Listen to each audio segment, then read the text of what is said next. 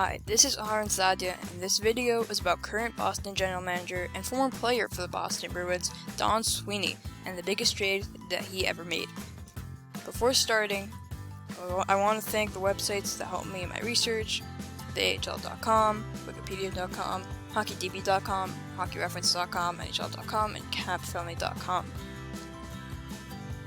Don Sweeney has been the GM for the Bruins for 5 years, and when he took over, it looked like his team was heading in the wrong direction. After a few years of good drafting, though, his team was in contention again, with roughly the same core that won the Cup in 2011. When contending, teams generally add players who are called rentals, whose contracts are expiring at the end of the year. And that's what the Bruins did. After missing the playoffs 2 years in a row, in 2015 and 2016, the Bruins made it back, but only lasted 6 games in 2017. The following year, though, the Bruins improved to a 103-point team, their first 100-point season since the 2013-14 season. Because of the success, Don Sweeney decided to make a move to give his team a better chance at winning the Cup. That brings us to the trade that involved the most players that Don Sweeney ever made as the Boston Bruins general manager. It was between the New York Rangers and, of course, the Boston Bruins. The trade was: Boston receives Rick Nash with 50% salary retained by the New York Rangers, and the Rangers receive Matt Bolesky with 50% salary retained by the Boston Bruins, Ryan Spooner, Ryan Lindgren, his signing rights, 2018 first-round pick, and a 2019 7th-round pick. Now, we're going to take the Rangers side first because it's much more entertaining. The first player is Matt Bolesky. His first 4 years after graduating from the Ontario Hockey League were split between the Miners and the Anaheim Ducks, the team that drafted him in the 4th round in 2006. In 2013-14, he played 55 games with the Ducks and 3 in the American Hockey League. Finally, in 2014-15, he played a full season with the Ducks, never going to the Miners, and then was traded to the Bruins. After 2 full seasons with them, he split a season between the AHL and the NHL. After the trade, he went to Hartford Wolfpack, the American Hockey League affiliate of the New York Rangers, and played the past 2 years there. He played 5 games combined for the New York Rangers in 2017-18 and 2018-19, and wasn't called up this past season. But he was successful in the AHL, 26 points in 56 games, tying for 8th in scoring with Phil DiGiuseppe. He's not likely to play a full season in the NHL again, but he has been successful in the AHL, and is helping the younger players gain experience. He is an AHL scorer with experience, and I think he can play in the NHL.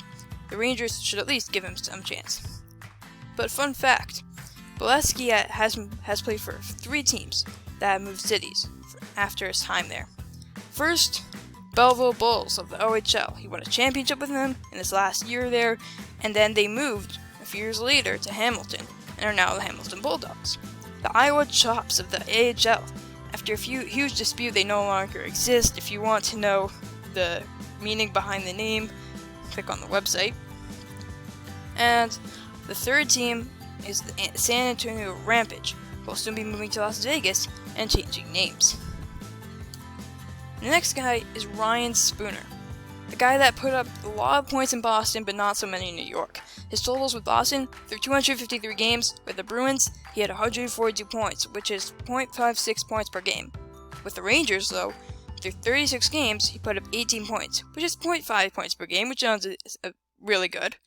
But while in 2017-18, he put up 16 points in 20 games, in 2018-19, in 16 games, he had 2 points and was in -5. He was traded to Edmonton, sent down 6 points in 7 games for the Bakersfield Condors of the AHL, which is Edmonton's affiliate, traded to Vancouver, and since the Canucks ran out of cap room, they put him on unconditional waivers, bought him out. He's now playing in the KHL for HC Dynamo Minsk. Next up, Ryan Lindgren, the other Ryan in the trade. He didn't have to be a Ranger, since when the Rangers got him, he was playing at the University of Minnesota. A 2nd-round pick of the Bruins from 2016, the left-shooting defenseman played 2 seasons in Hartford after the trade, but he was called up for 5 games in 2018-19. 2019-20, he finally made it full-time in the NHL, and he's been there ever since.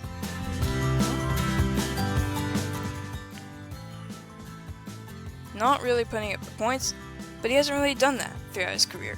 His highest point total for hockey DB before this was 13 with the U.S. national under-18 team. And he's also a rookie in the NHL, but he still had 14 points when the season stopped, so that's pretty good. And about those two picks, so first we're going to talk about the first rounder.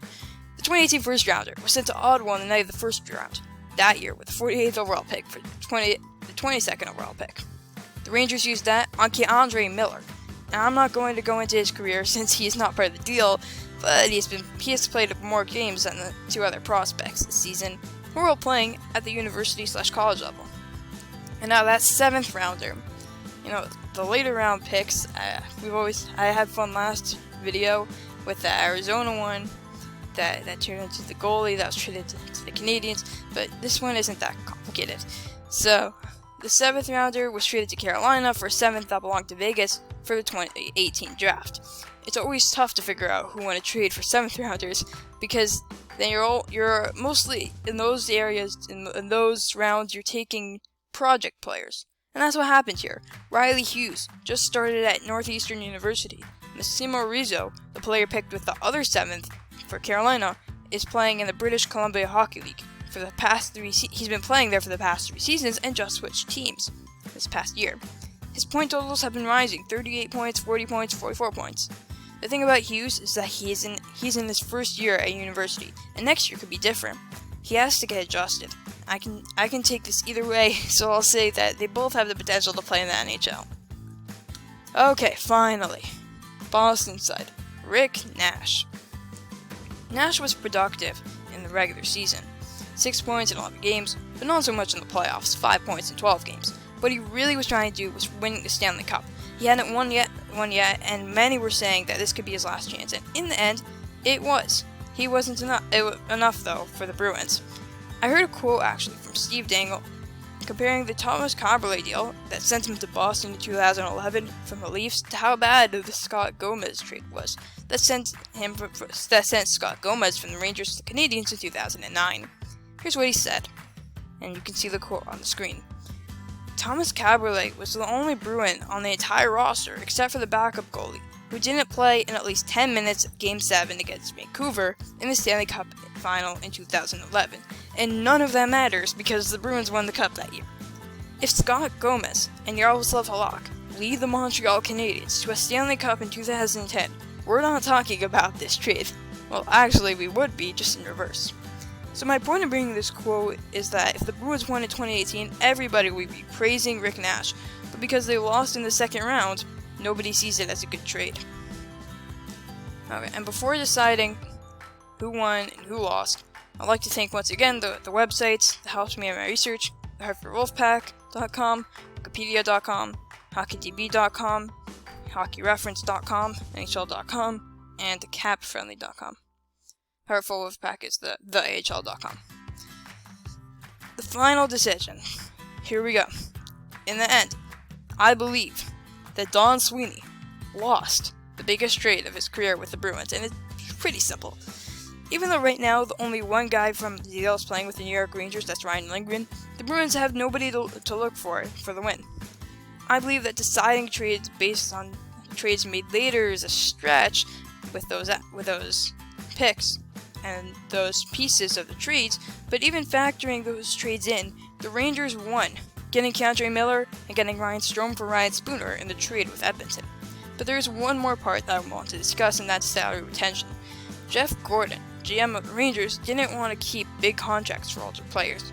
Since Sweeney couldn't take Nash's whole salary, Gordon made the deal so that he didn't have to take the whole salary of Bolesky. That's how I see it. If you see it a different way, let me know in the comment down below.